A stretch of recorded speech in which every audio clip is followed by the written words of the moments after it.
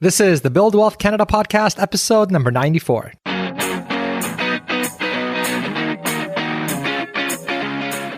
Welcome to the Build Wealth Canada podcast, where it's all about becoming debt-free, accelerating your wealth, and taking control of your money. Now, here's your host, Cornell Schreiber. Hey, it's Cornell, and welcome to the Build Wealth Canada podcast. Today, I have Brendan Beavis on the show, who runs one of, if not the largest YouTube channel on investing specifically for Canadians. He has over 187,000 subscribers as of the recording of this interview, and he also runs the channel with his dad, who also has decades of financial planning experience here in Canada. Since Brendan and I have each been optimizing our finances and investments for so long, and we each specialize in this, we thought it would be fun to do a collaboration where we each share how we've optimized our investments and finances so that everybody watching on his channel and listening on my podcast can get two different perspectives and ways of doing things. And then you can pick and choose whatever you think is a better fit for you and what you think will have the biggest impact in your finances. Now, before we get into the show, I want to invite you to join me for free at the Canadian Financial Summit this year. It's a fully online educational event, and you can stream all the talks for free. It starts this October 12th, so just a couple days away, and you can get free tickets to stream the talks for free over at buildwealthcanada.ca/summit. That's buildwealthcanada.ca/summit. We have over 35 speakers this year. There's already over 20,000 Canadians registered for the event, covering investing, real estate, financial planning, early retirement, and much more. We've got some really high profile guests again this year, including Brendan Beavis and Benjamin Felix, who each run one of, if not the largest YouTube channels in Canada on investing. We have Rob Carrick from the Globe and Mail. Many of the top writers from MoneySense are presenting too. Some of the largest personal finance bloggers and writers are here as well, like Robb Engen, Mark Seed, Ed Rempel, and Jason Heath, and many, many more. So again, that link for your free tickets, it's buildwealthcanada.ca/summit. It's from October 12th to the 15th, 2022. So definitely come join us, and I hope to see you there. And now let's get into the interview. All right, Brendan, welcome to the Build Wealth Canada podcast, and it's nice to be on your YouTube channel as well. Hi, Cornell. No, this is a pleasure. The pleasure's mine, and thank you for coming on my channel. We got a dual purpose thing here, but it's a pleasure to be speaking with you. Yeah, this will be fun. I'm excited to do a collaboration kind of thing together. So for everybody watching or on Brendan's channel or listening on my podcast, our whole idea behind this interview was to really share how each of us structures and optimizes our finances and our investments. So both of us have been in this space now for a long time, and we've each been researching and optimizing for years at this point. So we thought it would be beneficial to really both of our audience to hear our two approaches. And then that way, anybody listening can see kind of which approach resonates with them the most. And hopefully it'll save everyone some time from having to kind of figure out some of these things themselves, completely from scratch, or even maybe help prevent you from making some crucial mistakes that may actually be completely avoidable because maybe Brendan or I have already made those mistakes ourselves, and you can just learn from them instead, instead of going off and making those mistakes yourself. So with that said, Brendan, if anybody listening here today is hearing about you for the first time, can you tell us about your background and your experience? Absolutely. And I love the way you kind of preface this, Cornell. First of all, let me start by saying, I hope that we are able to display two very different perspectives. That's what I think we'll be able to achieve, because I know we've taken two different paths, and each and every person listening or watching this video comes from a different background. And like you said, hopefully they're able to resonate with one of us, each other, maybe a little bit of both. But my background, for those not familiar, I've been investing since I was about 10 or 11 years old. And I know that kind of cracks people up sometimes. Quite young in the big scheme of things. I'm 27 now, so that's pushing 2 decades of being an investor. Obviously, it started off kind of slow and steady. We'll get into that later. But I went the professional route and became a licensed advisor by the age of 20. So quite young in the big scheme of things. I know a lot of 20-year-olds aren't looking to be in that space, but I do have a father that worked in the field for 25 plus years. He had an investment firm in our little city called Richmond, just south of Vancouver.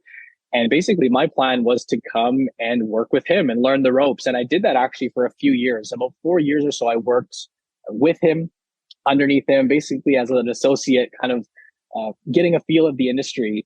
And long story short, I decided that that traditional path was not for me. And we can get into that later. maybe I'm just a millennial, maybe I'm just young, but I didn't necessarily like the face-to-face as much as the power of the internet and the whole idea of working from your laptop and computers. But I did realize that the information I was learning was very, very valuable. So I did decide to start my YouTube channel back in 2017, 2018. And that's grown into one of the larger YouTube channels. In fact, I believe we're the largest Canadian focused YouTube channel that talks about the stock market. And it's what we do full time. We employ 4 people within our little team here. We have our academy where we work with students. And basically, long story short, we're just trying to help spread the information, help spread financial literacy, and share our experiences in doing so. What about you? Maybe for my viewers, by the way, Cornell, for anybody watching this video, I got the chance to meet Cornell last week when I was in Toronto. Absolute blast. We've been talking and working together over the internet for a while now. And getting the chance to meet you in person was awesome, Cornell. But for those that are not familiar with you, let's hear your story. Sounds good. Yeah, it was great seeing you there as well. We've been talking for quite a while now, and we finally actually got to meet face to face. That was really a blast. Brendan's a lot taller than he appears. I get that a lot. Blown away. I get that a lot. Awesome. So for everybody listening on my podcast, you're probably already familiar with our story, but so this is, I guess, more so for Brendan, but also for Brendan's audience, but also for anybody that's maybe new to the podcast. We have some older episodes on my show where I kind of went through sort of the lessons learned, being, part of the FIRE movement and retiring early and all of that.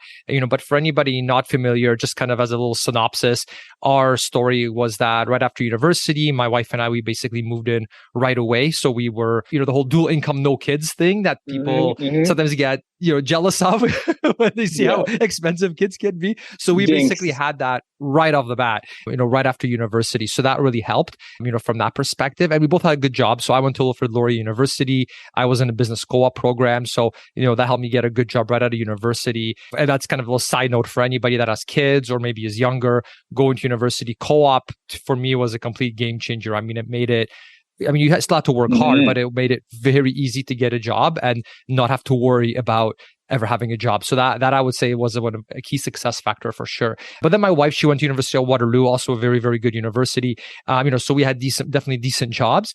And what we did, that was a real game changer that most people our age did not do, that kind of really set us apart. There was a bunch of things we did right, but one big thing was we basically just lived on one salary right away. So we made our lifestyle, we adjusted our lifestyle in such a way where for almost all the time, we were just living on one salary. Sometimes, something would come up, like an expensive car repair, whatever, in those cases, we had to kind of dip into the other salary a bit. But for the most part, our savings rate was basically around 50%. And so again, There was a bunch of other things we did right in terms of like cost cutting and things like that. But that sort of was one of the key pillars that helped us become mortgage free when I was just 29 years old. And so that was a really big milestone. Massive. It got a whole bunch of media kind of coverage. I remember, MoneySense had the magazine at the time. So they sent like a photographer to take a picture of us. We were like featured on the magazine, like it was a whole thing. So that was really, really cool. But then when we hit that big milestone, I realized, oh dear, I actually don't know how to invest yet. Mortgage is paid off. Awesome. Now we've got all this money coming in every month that we're used to pumping towards our mortgage, but we're not, but this money's got to go somewhere. Where is it going to go? Well, I can't just blow it. We don't have our RRSPs aren't maxed out, our TFSA is not maxed out. I got to learn how to actually use this money correctly.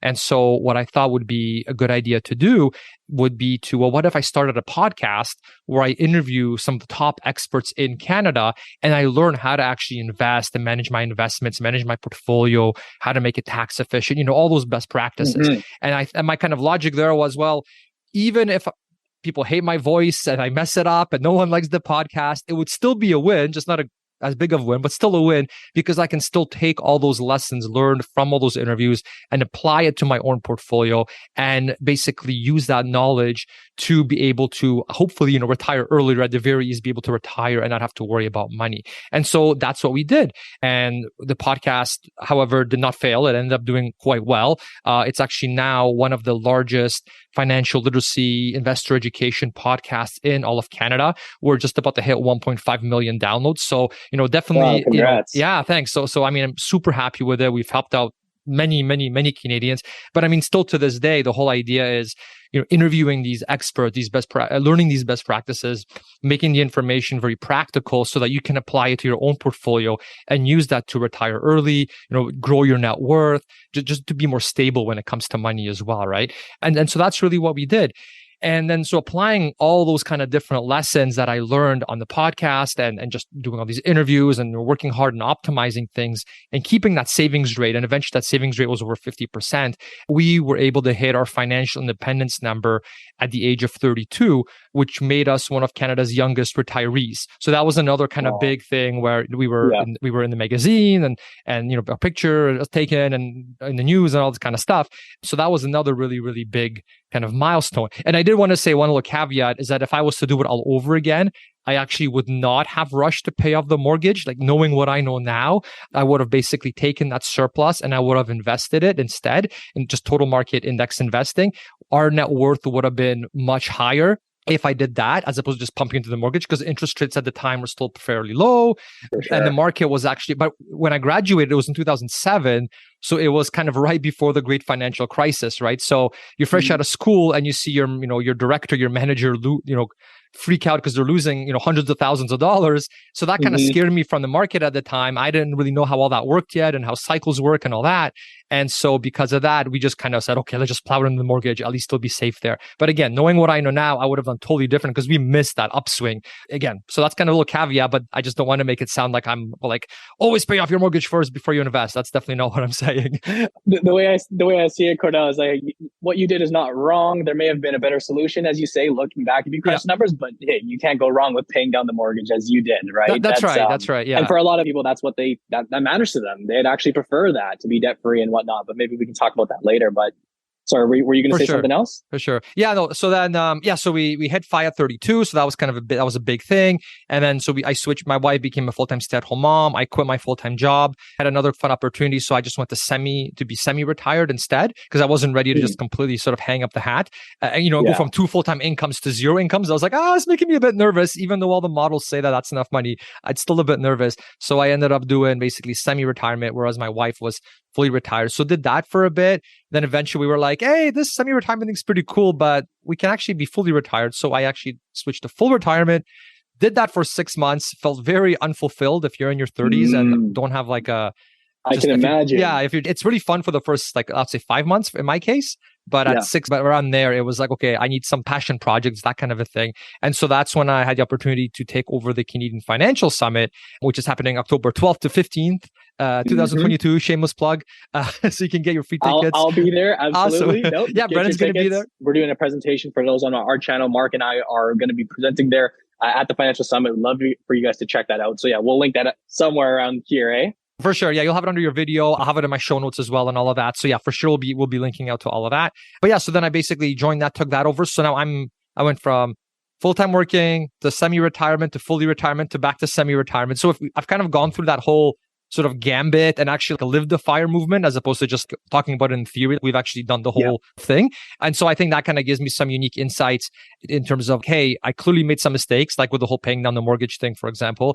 So some things we did really well, some things were not quite as optimal. And so I hope that by sharing you our kind of story and where we messed up versus where we did good, hopefully that is like a shortcut for everybody watching and listening, where they don't have to kind of make the same mistakes that we did, but the things that did work well for us, they can replicate that hopefully, and then, they can get there quicker as well. So, and yeah, that's kind of my long-ish bio. So yeah, hopefully that's helpful. I'm sure it is. Yeah, that's awesome, Cornell. And that's one of the things which I've mentioned to you before is what I find is so valuable is, like you said, you've been through it. You're speaking from a place of personal experience and willing to share the fact that you've been through it.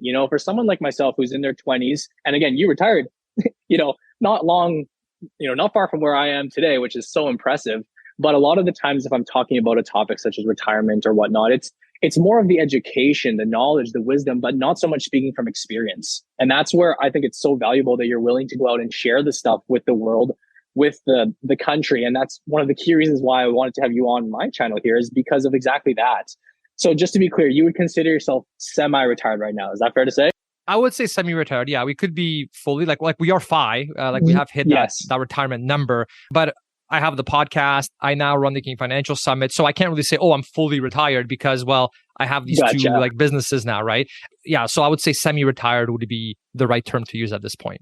Cool. And before we get into some of the things that I think we're going to break down a few different ways we manage our money, a few ways we approach things. I did have, just for my audience, when you say FIRE, the movement, FIRE movement, maybe take just a brief moment and elaborate on that. It's not something we talk about as much on our on our medium, but financial independent, retire early. Is that essentially what you bought into? I know there's fat fire, lean fire, all of these. Yeah, the kind of the path that we took was sort of that the traditional fire route. So for anybody that has ever Googled this, they've probably ran across Mr. Money Mustache, right? He's kind of one of the pioneers in the space, right? So I remember reading his blog when I was younger, and it blew my mind. Like, what, you can actually retire when you're young? You don't have to wait till you're 60. It blew my mind. And so I spent a lot of effort figuring out how to actually do that, and I'm happy to say that we pulled it off. Yeah. So the whole idea really is that you save a lot of money up front. You work really hard, try to make as much as you can in the beginning so that you can basically retire early, never have to work again, and you can just live off your investments. So financial independence, that would be the definition I would use, as you're able to live off your investments without having to actually go back and get another job. It doesn't mean you never work again. And so that's kind of because you can if you want, but you don't have to. And kind of the big caveat I did want to say about the whole FIRE movement is because when you read his stuff and a lot of sort of the traditional FIRE movement things, the whole idea is once you hit that magic number, once the 4% kind of rule that he talks about, things like that, you never work again. But the reality is that in practice, you'd still want to do something. You're not just going to watch Netflix all day or play video games all day. It tends up to be very unfulfilling, unsatisfying. It's fun for a bit, like a vacation, but if you're doing that all day, every day, it doesn't work very well, right? And so I find we have to be very careful with that word because, so I'm 38 right now. We hit our fine number when I was 32. So we've been in this kind of thing, like actually living it for quite a while now. And what I've noticed just in my own life and also interviewing other people that hit FI is that they all actually end up going to what someone could consider work. Like literally everyone that I've talked to still ends up doing something that someone that's like looking at them saying, you can't call yourself retired. You're still working. You're still doing whatever that that's is. That's what right? a lot of people would say. Would say that, yeah. And you'll know, and it's not like, oh, this happens sometimes. Like literally everyone that I've researched about this comes back to doing this. And the whole thing is, and this has happened to me as well, and the whole idea is, again, it's very unfulfilling to just be on the permanent vacation for the rest of your life when you're in your 30s. It's just, it doesn't check those boxes like intellectual stimulation, creative stimulation, working on something that you enjoy, giving back to society, right? Like altruism, that whole thing. You don't get those things. You don't feel like you're part of this community if you're just sitting on your behind watching Netflix, right? And so I think we have this sort of human psychological innate need to check those other boxes just for like happiness, self-satisfaction, even just depression avoidance, right? And so that's why everyone kind of moves. But I would say the key difference there is that it's no longer, oh, I need money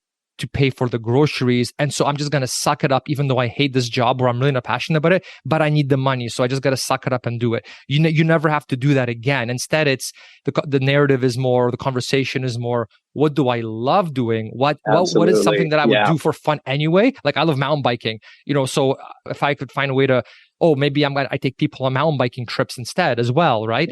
Then like to me, that doesn't feel like work because I would do that for free. It would be fun for me anyway. Absolutely. But there's a way to monetize it. And so that's been a really common thing that I've seen with people in the FIRE movement is they have this whole thing of self-discovery. They find out what they love and then they start doing that, but then they're doing it and they're like, wait a minute, people want to pay me to like help them with this. And so they're like, all right, well, fine, you can pay me. I'll help you. I would be doing this regardless. So sure, I'll take the money, right?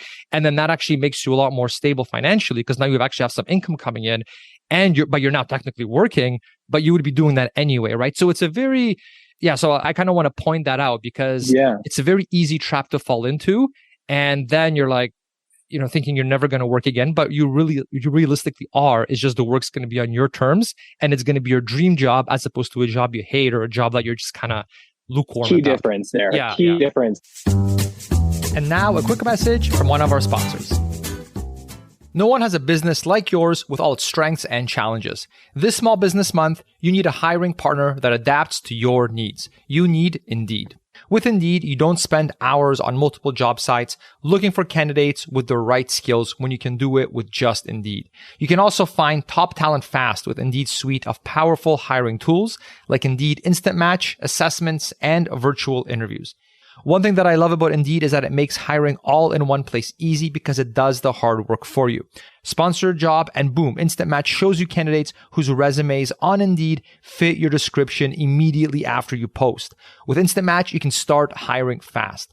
And according to Talent Nest 2019, Indeed delivers 8 times more hires in Canada than all other job sites combined. So start hiring now with a $100 sponsored job credit to sponsor your job post at Indeed.com/buildwealth. The offer is good for a limited time. Again, you can claim your $100 credit now at Indeed.com/buildwealth.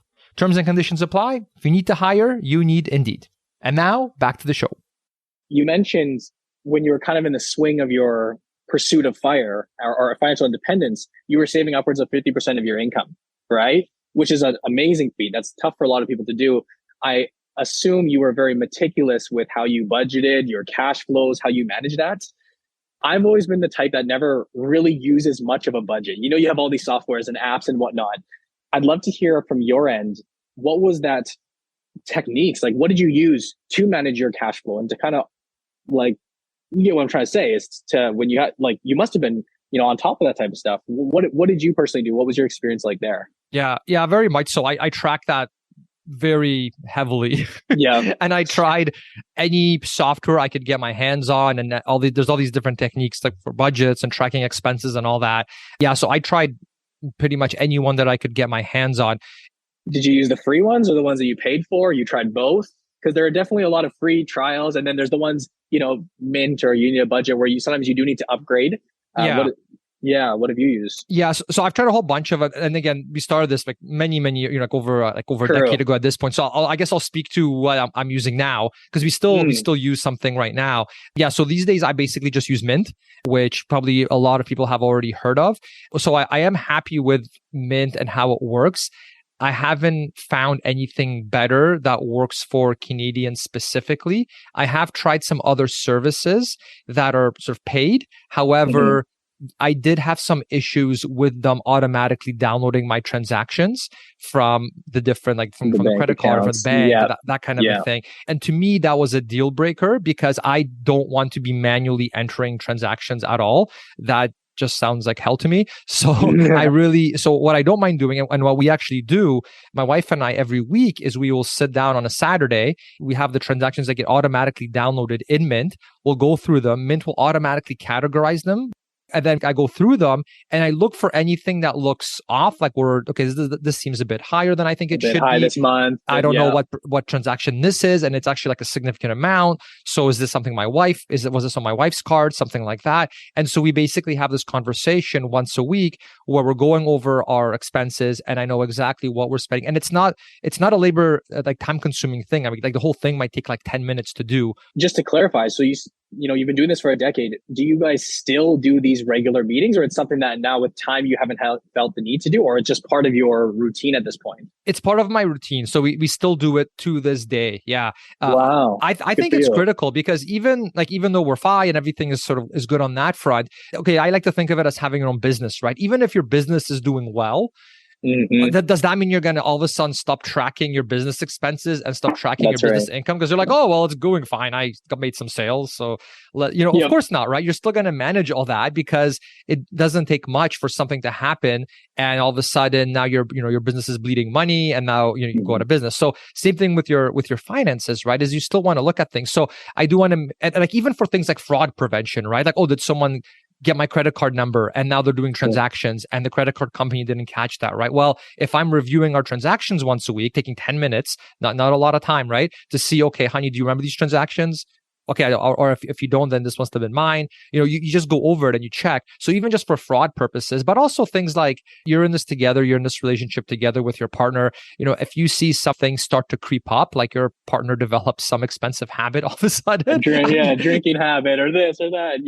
That'll reflect. You want to know that, right? And you also want to be transparent with them about like, hey, here's kind of where the money went, just so just so that you're in the loop, right? I never see myself not doing that anymore because it takes 10 minutes, I would say, a week to do. It can help you with things like preventing things like fraud, which can then hurt credit score. So it's like a preventive thing that could cause potential problems for you as well.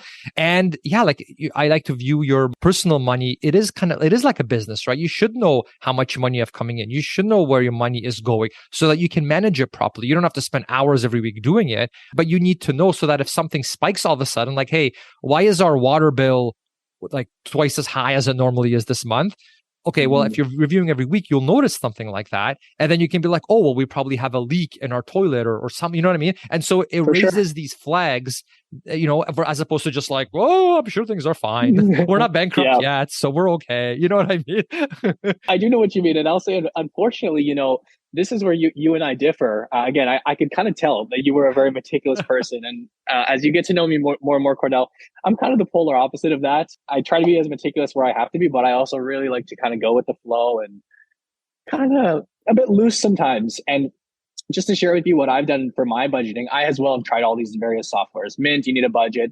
Typically, I try the free versions that are available rather than paying for one. But what I've always used for the past number of years is just an Excel spreadsheet. Like I found that the most basic of Excel spreadsheets is as ugly as it gets. No real formatting, just getting the numbers on paper or on the computer, actually. That has always worked best for me. And rather than being so, specific in the various categories and whatnot, I've always found that was tough for me just based on the way I live. And does this go here? Do I categorize this as this? So many random things that I really struggle to pinpoint. I budget in a very different way where I just have my fixed costs and then my discretionary costs. And again, everyone would have variance in what they consider fixed and what's discretionary. But that's how I've operated since I was in my late teens. When I moved out on my own, I was, renting on my own, I think at about 19, 20 years old. And I said, well, my rent, I have to pay, right? My car, I have to pay. Gas, I have to pay. Insurance, I have to pay. But these other things like going out or going to play this or that, going for some entertainment, those were all my discretionary costs. And I essentially keep it into two very simple buckets. I should say, actually, there's a third bucket. The way I like to look at it is there's savings and investing, which is its own bucket, and that gets put away regardless. And then you have your fixed expenses and then the non-fixed expenses. And what's always worked for me is if I know my income is X, 3,000 a month, 5,000 a month, here's my investments / fixed stuff like my rent or mortgage. Everything else is what I have to work with. And it's a very different strategy than, checking your budget every week with your spouse, which I can't argue with. I think that's phenomenal. And I wish I was able to do that. But in all honesty, now that I've been budgeting for, like I said, at least a number of years, I actually don't check mine all too frequently. Like the times where I will go check them, Cornell, is when I know there's a big change. Like, for example, my mortgage payments are going up. And that's a time where I would go and revisit my budget. But those don't happen as frequently as weekly. Absolutely not. It would be, I would say, maybe every couple of months now. But I do have a budget. It's on my computer. We actually share with our academy students. Not my crappy version, but we have a nicer version that the students use. And maybe I can take a page out of your book, because everything you said there about being able to track and it leading to maybe some other areas like fraud or just bonding when it comes to financial education with your family, those are all very, very valid. But it is just fascinating how we do have two different approaches. That's why I wanted to speak with you today. And I'm happy to be on your podcast to hopefully share these differences in ways of managing money, right? No, that's great. It's funny. Before we started recording, I was thinking, it'd be funny if we all pretty much gave the same answers. Right. Because the whole idea was, here's two people that have been optimizing this for a long time. Yeah. There's a chance they have different approaches just because there's so many different ways to do these things. Yeah. And would it be funny if hey, Cornell, what did you do? Oh, I do the same thing you do. Okay, next topic. Oh yeah, I do the same thing you do. Absolutely not. Well, there's so many ways out there, and yeah, that'd be pretty fun if we were right in line. It'd be a very short interview. It'd be 15 minutes to get through everything. Absolutely. So do you add things up manually onto that spreadsheet? Like you just take the top line items kind of and throw it in there? I do. So literally I'll go through my bank, like my credit card statements, and I'll literally pull up, let's say, the month or the past 3 months. And I will go through and either export that data, like, a CVS or whatever the export button is, or sometimes literally just copy and paste it. And it is a lot more manual. Like you said, it's like hell. I believe you. I'm exaggerating, but yeah, it's not pleasurable. That's the funny thing, though. As not pleasurable as it is, for some reason, I kind of enjoy doing it. Like I kind of enjoy going through the process. And again, I don't do it as often, but I get settled down, allocate 30 minutes to an hour, and just do it. So I know what you mean when you say it can be frustrating, but at the same time, I also I do it manually. Gotcha. But you're doing it like manually, but at a high level. It's not like you're putting in transaction by transaction. Like, oh, on September this, I spent this much at Walmart. On the, you're doing top line type things, right? I've done both, and sometimes it gets a little more extreme. But yeah, for the most part, top line stuff. So I really like how you have the two categories of discretionary versus non-discretionary. Within Mint and other softwares I've used in the past as well, because you can tag things or categorize things different ways as well. So I would always like to do that. I enjoy doing that as well, where I would have the discretionary versus non-discretionary, because that's kind of what you really want to know at the end of the day, right? Is okay, if times got tough, like one of us lost our jobs or whatever whatever is your situation, you want to know, well, how much could we cut back relatively easily because it's discretionary versus like the real serious problems of we might not have enough for groceries, right? Like that's kind of or mortgage right now. Or mortgage. Like right now, rent and mortgage, absolutely. Rates are going up and people are, really feeling strapped. Exactly. Really feeling strapped. How are we going to pay this? Where is this going to come out of? It has to come out of somewhere if you have a fixed income. And we are seeing that like live today. It's happening all over the place. So you're exactly right. It's very good to know. Very important to know for sure. So I love how you have those two categories. The challenge that I ran into is some categories are a bit of both. So to give you an example, such as food and groceries. Yeah, like groceries, even fuel for the car, right? Like, oh, well, did you have to drive there? Let me speak on that one, because you're exactly right. Those to me are the really clear two categories that are always in that middle ground. Yeah.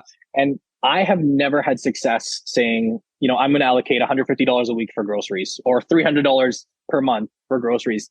The way that I eat food, I could not eat the same thing over and over again, meal prep and just get the same thing over and over again for weeks or months on end. So it is constantly varying. And I've never, ever had success in putting a fixed number on groceries. So that's why for me, it is difficult to categorize, to be completely honest with you. But I do break up the groceries and then like eating out. So that's one thing. A lot of people will just call it food. But groceries, for example, like I will have a rough allocation of $300 a month or $400 a month. Right now, groceries are like, I'm spending more than that for me and my family with the price of meats and everything. But groceries, I would lean more towards being in that fixed non-discretionary component. But the eating out part of food, like going to the restaurant with your friends or Uber Eats, those are absolutely part of the discretionary funds. And again, it is a tricky one, definitely to this day, hard to kind of categorize that for sure. Yeah. Same would be said with gas. But for example, with gas, like let's say I allocate $200 a month on gas. Again, right now it feels like it's more, but like $200 would be my baseline, my rough, target that I aim for throughout the month.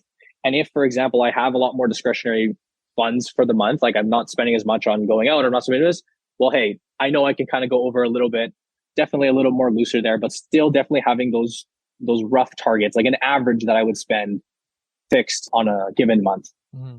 That makes sense. Another approach I just thought of right now that I think might work well is for something like groceries, because yes, you could cut those back. If you needed to, you get beans and rice, right? Like Exactly. So I guess one approach could be if you really wanted to figure out that discretion or like ballpark discretionary versus fixed, you could always say, well, how much realistically could I cut my grocery budget by if things got really tough financially, right? Like you kind of have a baseline. Is it you have 15%? A worst case scenario? Yeah. Sorry to cut you off. Yeah. Oh, that's okay. Yeah. So I think that might be another way, to sort of do it. It's not going to be exact, but I guess if you wanted a more accurate number of discretion versus non-discretionary, because you're probably not going to cut your groceries by 50%, but I don't know, maybe like 20% sounds like you could do if you really got into hard times, and that might give you some idea. But there's probably other areas you could cut anyway. A key thing that I would mention too here, Cornell, very important, is throughout my entire life, I've never been in a position where I've been so strapped with my fixed expenses. I think that's actually key. It's one of the best things you can teach somebody when they're just getting out into the real world. Like, for example, buying a home that you can't afford. Like, yeah, you can afford it, but can you really afford it? Or even renting a home that's taking up too much of your budget. It's becoming trickier and trickier. Like where you live or where I live here in Vancouver, Toronto, wherever the case is, your home costs just eat up so much of your monthly income. But on that topic, like I've never, even when I moved out at 19 or 20, like, yes, my rent took a big portion of my income, but it was never so much that I felt the need. Like I didn't want to put myself in a position where I had to do this worst case scenario, eat beans and rice. I always knew that the home that I'm living in, like I lived with 3 roommates when I first moved out. My rent was manageable. My car payment was, well, we'll talk about cars later, but my car was just an absolute beater, like a junk car that I basically just paid gas and insurance for. So the food and entertainment has always been an area of slight flexibility because I didn't put myself with my back against the wall, in a tricky situation. That comes from, like I said, not going beyond your means, really, as I'm sure you know very well. Yeah, that's a great point. I mean, there's these other bigger fish that you can fry, such as, did you just buy a very expensive car with borrowed money that now that's taking a huge chunk? Are you living in a house that's beyond way more than you really should have? And so much of your money is going to interest. Like those, like you said, those are kind of these giant things that really move the needle, that if you get, I would say, the car and the housing piece right, then the chances of you getting into this trouble where I can't eat chicken this week because times are tough, that's very unlikely if you've got those other parts nailed down, right? That's exactly what I was trying to get across. No, thanks. You summarized it there perfectly.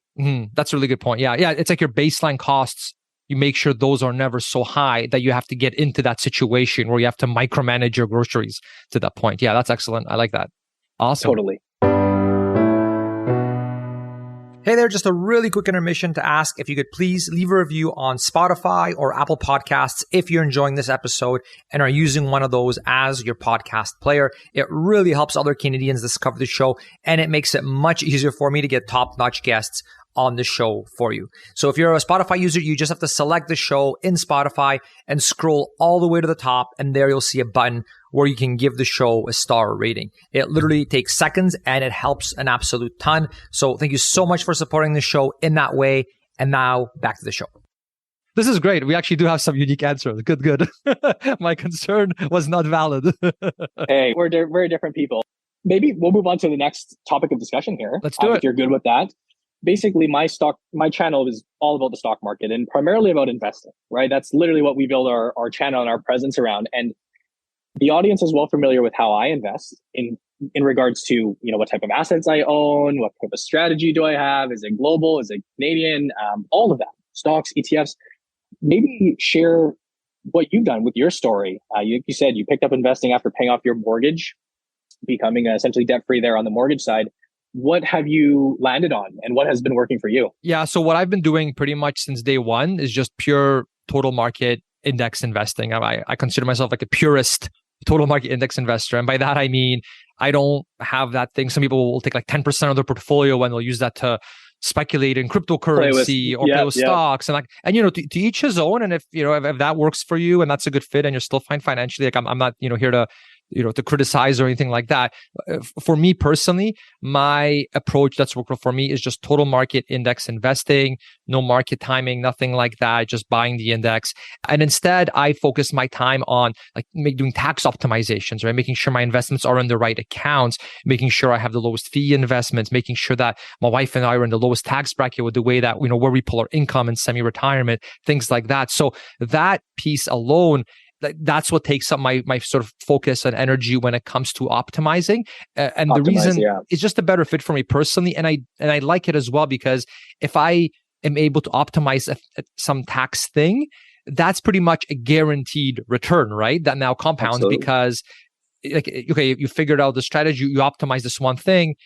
That's it. That's not, maybe I was wrong. And no, you're right, because you figured this out and now you've optimized it, right? It's very kind of black or white in that way. Whereas when it comes to things like stock picking or, cryptocurrency speculation, things like that, maybe you'll make the right call and you'll make some money, but maybe you make the wrong call and you lose a whole bunch of money. And now you spend all this time into something that ends up losing. So me personally, I like to go for the sure thing. Well, I shouldn't say sure thing because we're talking about investments, but I like to go. But, fair enough. I get where you're coming from. But with total market index investing, it's not like all the companies in the world, are going to all of a sudden go bankrupt, right? And you're going to lose all your money, right? So with total market index investing, I would say that's kind of as sort of reliable, predictable, kind of as it goes in terms of I know like the chances of it doing well long term are very, very, very high, higher than any other strategy I can think of. And so that's basically the one that I subscribe to. And that I've pretty much automated at this point as much as it can be automated.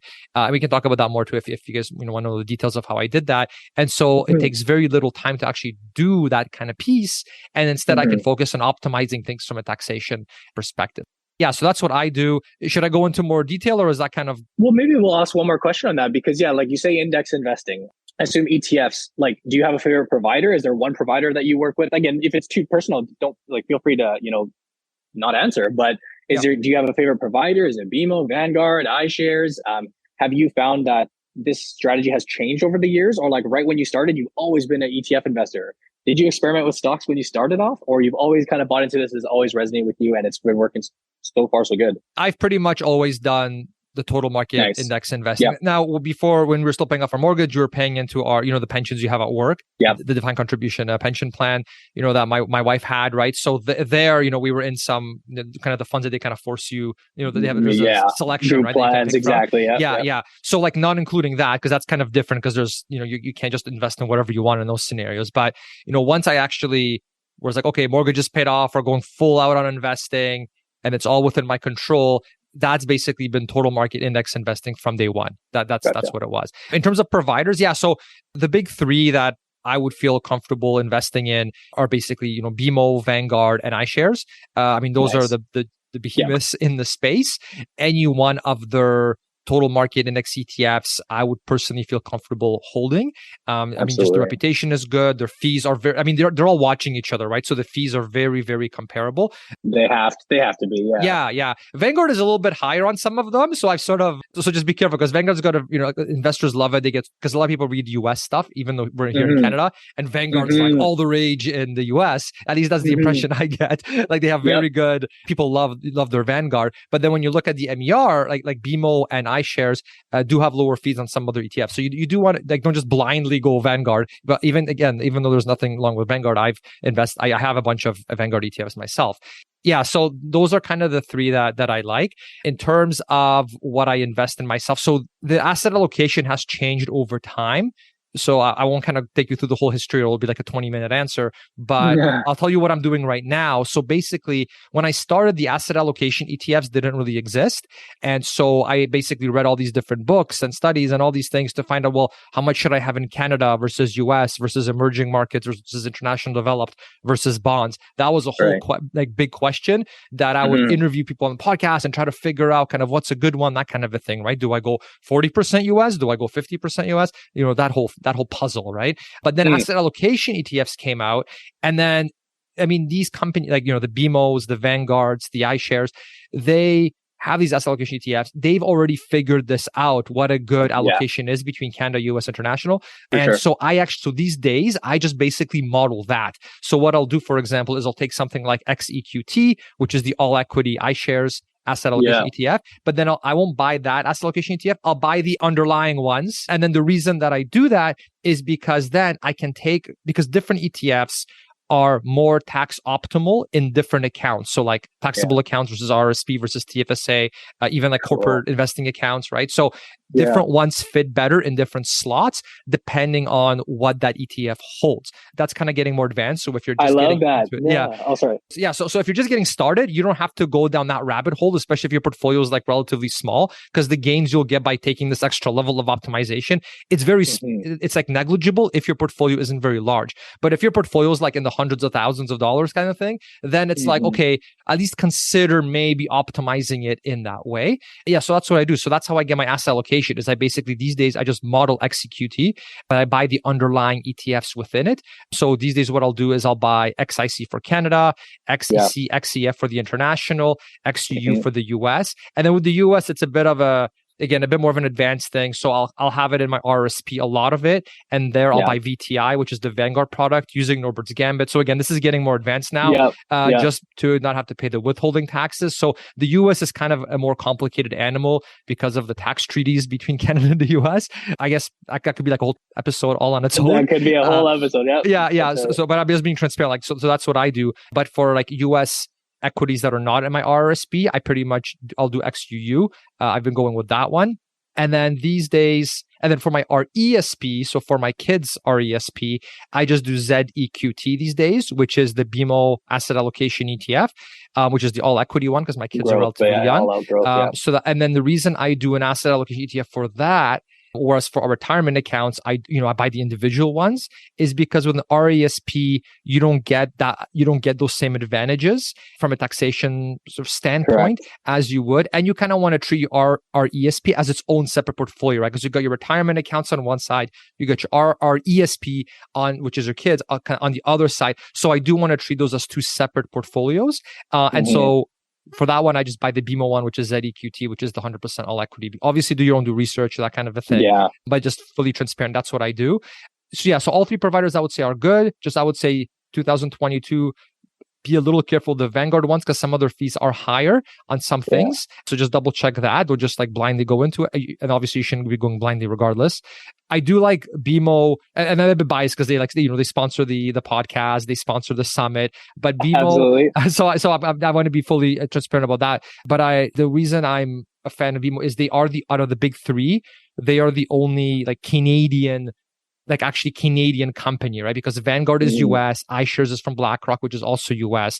So I do like, and that's one of the reasons I partner with BMO too, why I like working with them, right? Is because it's a Canadian, and you do as well, right? Because it's a Canadian company, you're supporting a Canadian company directly. They help you out, you help them out. We're sort of that rising tide rises all ships kind of thing, right? So that's why when BMO's 100% all equity asset allocation ETF came out, that's why I decided to switch from my I was either buying the Vanguard one or the iShares one. I switched to the BMO one with any new money I put into my RESP just because I want to support these guys, right? Like it's a Canadian company. Cool. They're awesome. Yeah. And they're great product. Oh, exactly. Oh, if it wasn't a great product, I wouldn't be pumping my money into it, right? So no, for sure. Anyways, so that's kind of the shorter version, even though that was still a long answer. Long answer, but no, appreciate you sharing that. Those are some good insights. For example, breaking down those asset allocation funds just to minimize that one layer of fees and sharing, the various ETFs in various accounts, whether it's the retirement accounts versus, let's say, a non-registered account. How do you do it? Different than yours. Basically, my progression, Cornell, went from when I started, I was actually in mutual funds. So I don't know if you ever did mutual funds back in the day besides the pension plan. But when I started, just the pension money, I went that traditional mutual funds to ETFs to stocks. So kind of that gradual progression.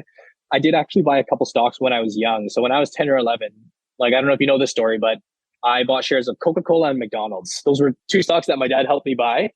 And I remember he came home with a list. He had literally printed out a watch list, I guess it was at the time. And I went through and looked at all the names that appealed to me. And there were a lot of good ones, Disney, this or that. But Coca-Cola and McDonald's were the two that I picked. And he had obviously kind of screened them for ones that may be more suitable at the time. But it was more or less kind of just to get me exposed and get me into the idea that when you are buying stocks, when you were in the stock market and buying shares, you were literally, becoming a part owner in a sense of a business. And to get me thinking that when I go to McDonald's, when I go drink a can of Coke, which I don't think I was drinking too much at the time, it was more a treat, back when I was 10 or 11, but still starting to get my brain churning in the sense that, these are businesses, these are corporations out there that are performing and growing and making money. And we as investors can take our money and then kind of become a part of that and get rewarded for that. So I have owned shares since I was about 10 or 11. But really, it wasn't until I got older that I decided to go the stock route. And it's nothing against ETFs. In fact, I advocate for the vast majority of people, you should likely go with ETFs. Like you said, the data suggests that this is the most proven and reliable path for you to get there. Why take all these risks if you don't have to? For me personally, I'll just be completely honest with you, Cornell. It's not that I think that I can outperform the market and then I'm going to get so much better returns because I'm a stock picker. I just pick stocks and build a portfolio of stocks because I legitimately enjoy it. This is what I do. I have a YouTube channel. Like I said, I've been doing this for a long, long time. I find it very fun to manage a portfolio of individual stocks and do my research on whatever the company is. Disney, Walmart, again, nothing too flashy, but these big blue chip companies. And the way I construct my portfolio is very similar to yours. If I were to look at the breakdown of my portfolio, I bet you it looks very similar to kind of like the top down look at yours with the different allocations to the different areas. Basically, I'm not trying to be, all in on tech or all in on energy and do well. I'm literally trying to build a diverse portfolio that for the most part would kind of mimic the market. In fact, For example, this year, I just looked yesterday, my portfolio is down about 17% year to date, which is pretty much right in line with the S&P 500. I think S&P is down about 20%, give or take. So, which is what I'd expect, right? Because I'm building my portfolio to mimic that. Nothing too crazy above, nothing too crazy below. I kind of want to aim for that status quo medium ground just via the method of individual stocks because I enjoy it. And you mentioned the RESP there for your kids, and I've been picking your brain actually on a little bit of kid advice when I was out in Toronto, because for those that don't know, I actually had my daughter this year. She's 7.5 months, and I still haven't gotten around to opening up the RESP. So I will get to it, but again, that's just a flaw on my part. I know a lot of people say, "When's the RESP video coming out? When's it coming out?" It will come out, and we absolutely will get one going for her. But just with everything that's been going on, in all honesty, it's just been kind of pushed down the priority list. Gotcha. And by doing individual stocks, you avoid the MER completely, right? So that's a nice advantage as well. It's nice. I wouldn't say that's too huge because, like you said, especially when you're starting out, paying 6 basis points or 10 basis points or even 20 basis points on your money, that's a fee that's well worth it, and it's not that noticeable. I wouldn't say that the MERs are the reason that I choose individual stocks. Like maybe like Cornell, let's say when you get more established, you're in retirement, you have, let's say, hundreds of thousands, or let's say a couple $1 million, like you sold a business or whatnot. Well, then those MERs can actually make a difference. You can say, listen, oh man, these do add up to a meaningful amount every year because your assets are so large. But for me, I'm not at that point yet. And again, that was actually never a determining factor for me as to why I want individual stocks. I just do individual stocks because I like individual stocks. In all honesty, I do think it provides a lot of flexibility. For example, I'll give you just a quick example because I know we're going a while here, but when I purchased my home, so about a year ago now, I purchased one of my homes and I needed to withdraw some funds for the down payments. And because I had a portfolio of individual stocks, it does provide you with a lot more options, if you will, to say, well, do I want to sell from here? Do I want to sell from here? Do I want to take this capital gain or do I want to take this capital loss? Versus if you are just in a broad-based index fund, and again, nothing against it, you kind of have one selection. If the market's up, if the market's down, you're peeling from one pool. And again, it's not to say that one's better than the other. It's just that for me, I've opted for that flexibility where I can then be a little more nitpicky. That's one of the many reasons why this is a route that tends to work for me.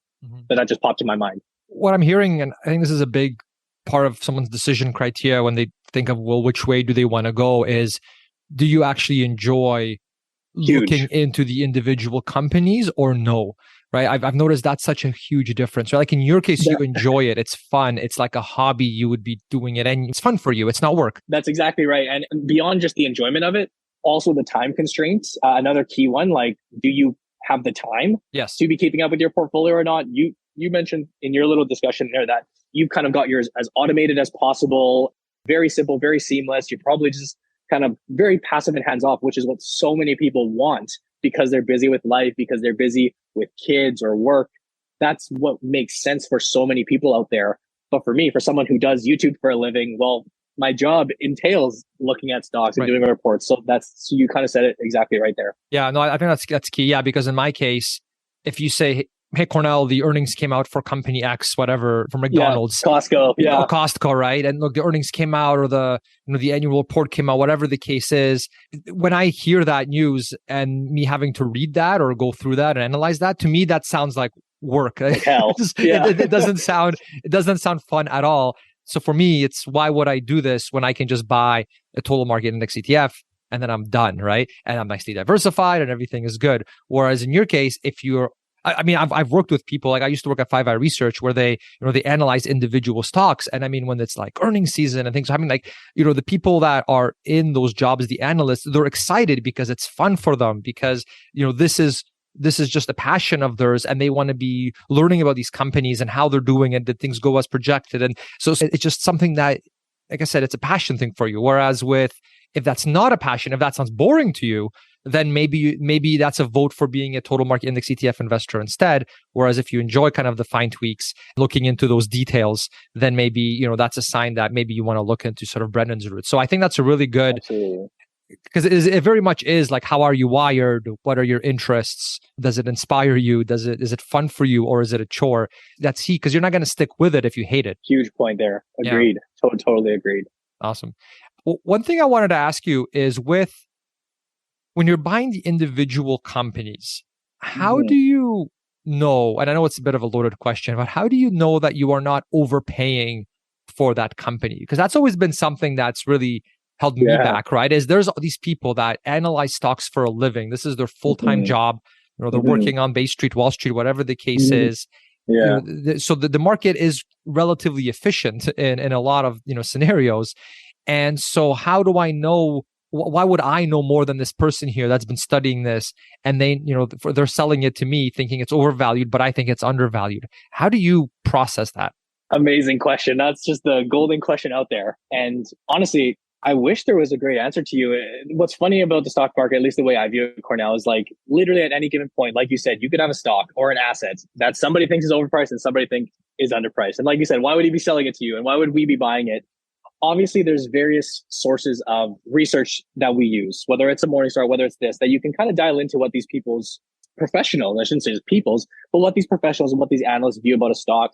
I don't look at it like there's a fear that I'm going to be overpaying for a stock, because when you're a long-term investor, and that's key, what we do is long-term investing. Like I'm investing literally for the next number of decades. And I mean that, like at least 3 decades, 30 years out. The reality is that nobody's ever going to get the perfect prices on stocks. You're never going to hit that perfect bottom. You're never going to find that perfect gem. There will be many cases where you underpay. There'll be many cases where you overpay. I'll give you an example. A stock like Costco is a stock that I own. And in my opinion, it constantly trades at a premium. Like I believe this stock just trades more expensively than a lot of other stocks. Like Visa is another good example. Visa, the payment processing company.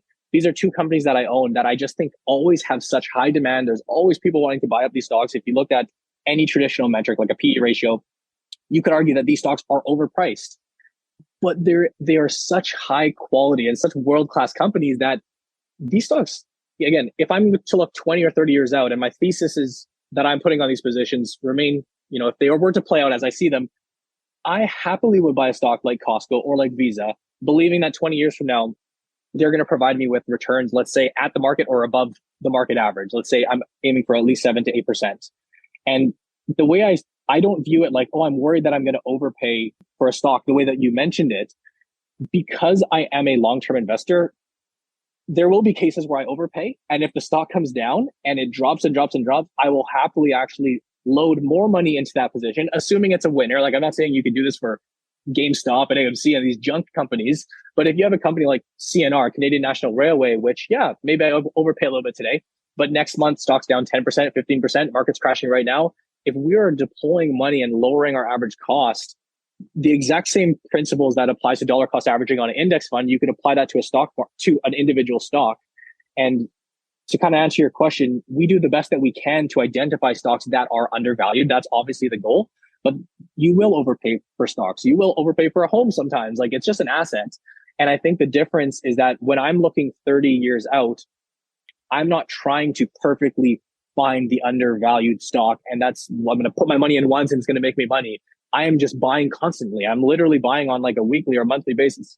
Right now, I haven't been buying as much because my capital is a little bit tied up, which is unfortunate. But, just putting money into the market consistently and frequently, to me, that's the way to do it. And I don't know if that answered your question there, but that's how I personally view looking at stocks. And of course, we do aim for undervalued stocks. That's the goal. Mm-hmm. Yeah, no, that makes a lot of sense. I really like your explanation there. Yeah, because it's much more of a concern that you're overpaying if you're planning on selling it next month, because it that's might fall. The difference who knows between what will short happen. term and long term. Yeah. Correct. Whereas if it's longer, then okay, if the fundamentals are good, you see it grow. Yeah, that does make total sense. And then I imagine you still check though to make like if it's way out there, like when I think of when marijuana was getting legalized, right, and the pot stocks went crazy, and the valuations were just insane, and then we saw what happened. So I imagine there's still some checks and balances you guys do to say, okay, we might like this company, but the valuations are just out to lunch because the speculators have just come in droves or whatever. So then, then we maybe don't invest in that particular one. We stay away from those ones. You're right. Yeah. So there's like the extremes, but in the case of like something like Costco or some of these other ones, where clearly it's not some like crazy, highly speculative thing like the marijuana stocks were, for instance. Great example. No, that's a great example. And yeah, we stay away from those, to say the least. To say the least, yeah. Awesome. Yeah. So I know we had a whole bunch of other things to get through, but we've been on for quite a while. But we did cover the investment piece, so that was key. Because we were talking about the cash flow one for a while. And I'm like, both of our audiences are probably even more so into the investing side. So I'm glad we got that covered. Did you want to end it now, Brendan? Do you think we've got good, and maybe we'll do another session in the future? You tell me. It's up to you. I can stick around for more. If you want to do a second session and the viewers want to see more, or the listeners, we could break it up. You tell me. I'm good to go. Sounds good. Yeah, why don't we end it now, and then we can get some feedback from the listeners and the watchers to see, do you guys like these kinds of episodes? I don't know about you, Brendan, but this was the first kind of collaboration episode that I've done like this. And I think it's really nice just to get the two different perspectives. I'm glad we did actually have two different perspectives on a bunch of things. So it's good. It's nice and well-rounded. But yeah, I'd love to hear, what your audience thinks, what listeners of the podcast think. Do you like this kind of format? Are there certain topics you want us to dive more into to get different perspectives on? And then maybe we can have a follow-up session if there's an interest and cover some of these things from the actual audience. What do you think, Brendan? I think that is the perfect idea. Why don't we leave it up to the viewers, the listeners? And like I said, I know, Cornell, we could talk for like hours, like literally, and we do. When we have our conversations off camera, we go at least an hour of just chit-chatting. So what would be good is to hear the feedback. If you guys are enjoying these on YouTube here, give it a thumbs up, leave comments down below in terms of like, what are the topics you'd want us to discuss? And again, Cornell, I find it so fascinating to listen to you, especially topics around like retirement, passive income, like sharing your insights there on how you're kind of breaking down the different investments. Let's let the viewers and listeners provide us with the feedback. And I would be more than happy to do this again and do a part 2 on whatever the consensus topics are. But I hope in the meantime, people did appreciate what we talked about here on the budgeting side, cash flow, and then of course, sharing our different investments. But I'm very happy to wrap it up, and I hope everyone's been enjoying our discussion so far. Yeah, that sounds great, Brendan. So maybe before we log off here, tell anybody that is seeing you for the first time, particularly from my audience, where can they find you? Where can they see your YouTube channel? Give us a little bit information where we can find you there. Easy. I would just say the YouTube is kind of the hub of everything we do. So yeah, we have Instagram, we have a TikTok, but those are just kind of here and there. Definitely, if you just go to YouTube or links somewhere around, search Brandon Beavis Investing. So it's just my name followed by the word investing. You will see us pop up. We're at about 185,000 subscribers. And I'd appreciate anybody that wants to come follow, wants to come learn. There is literally hundreds of videos up there talking about stuff like this and so much more. If you are looking for more info on the Canadian stock market, that would be the place to go. We do, of course, offer training. Actually, we have what's called our Investing Academy, but you can check that out at our website or through the YouTube videos. Honestly, YouTube, check it out. If you like it, then you can dive deeper. But that's what I would say is the best way to kind of find us. And vice versa, Cornell, for my audience, how do people find you? Sounds good. Yeah. So the podcast that I run is called the Build Wealth Canada podcast. It's on all the major podcast players, whether you're on iTunes or Apple Podcasts. Yeah. So if you just search Build Wealth Canada, you'll be able to see it in your favorite podcast player. The website itself is buildwealthcanada.ca. So you can go there. All the episodes are there as well. You can sign up to the email list, lots of free resources, but pretty much 95+% of the things on the site are totally free. And again, it's where I interview other top experts like Brendan to pick their brain about sort of the best practices, what's working for them, so that we can all learn from them and apply what's relevant to our own portfolios and our own finances. And then, of course, there's the Canadian Financial Summit as well. So definitely come check that out. That's from October 12th to the 15th, 2022. But even if you're watching this and it's after that time, you can still go on there and you can put yourself on the email list, and that way you'll get free tickets to the next event. So that's Canadian Financial Summit. And the podcast is buildwealthcanada.ca. All right, that's all I got. Beautiful. I look forward to doing it again, Cornell. This was a blast. And thank you to everybody that stuck through on the podcast or the YouTube videos. On that note of the summit, I will be doing a presentation with Mark. I would love to see you guys check it out. We will include links down below. But Cornell, I guess until next time. Awesome. That was awesome. And I'll see you at the summit. See you at the summit, Cornell. Thanks, man. Take care. Bye. All right, I hope you enjoyed the episode. A big thanks to Brendan for coming on. Him and I will both be at the Canadian Financial Summit in a few days, so definitely don't miss that. It's a fully online event, and you can get your free tickets to stream all the talks for free over at buildwealthcanada.ca/summit. That's buildwealthcanada.ca/summit. Also, a big thanks to Indeed for sponsoring this episode. No one has a business like yours with all its strengths and challenges. This Small Business Month, you need a hiring partner that adapts to your needs. You need Indeed. With Indeed, you don't spend hours on multiple job sites looking for candidates with the right skills when you can do it with just Indeed. You can also find top talent fast with Indeed's suite of powerful hiring tools like Indeed Instant Match, assessments, and virtual interviews. And Indeed's hiring platform helps you easily schedule and conduct virtual interviews all in one place.